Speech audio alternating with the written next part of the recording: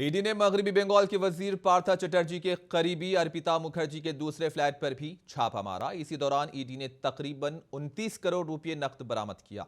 इतनी बड़ी रकम गिनने में ईडी के ओहदेदारों को तकरीबन 10 घंटों का वक्त लगा। इसके लिए नोट गिनने वाली 3 मशीनें मंगवाई गई।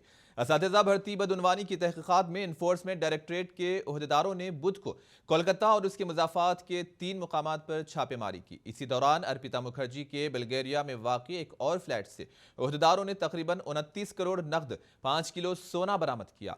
ईडी की टीम को यह रकम गिनने में तकरीबन 10 घंटों का वक्त लगा। बताया जा रहा है कि अर्पिता ने यह पैसा फ्लैट के तहारत खाने में छुपा कर रखा था। दरअसल ईडी ने असातिज़ा तकर्रुरी बदउनवानी के मामले से मुतालिक हाल ही में रियासत के मगरबी बंगाल के वजीर पार्था चटर्जी को गिरफ्तार किया था। अर्पिता मुखर्जी चटर्जी के करीबी हैं। 5 दिन कबल ही ईडी को अर्पिता के फ्लैट से 21 करोड़ समेत कीमती अशिया भी मिले थे। ईडी ने अर्पिता को 23 जुलाई को गिरफ्तार भी किया था।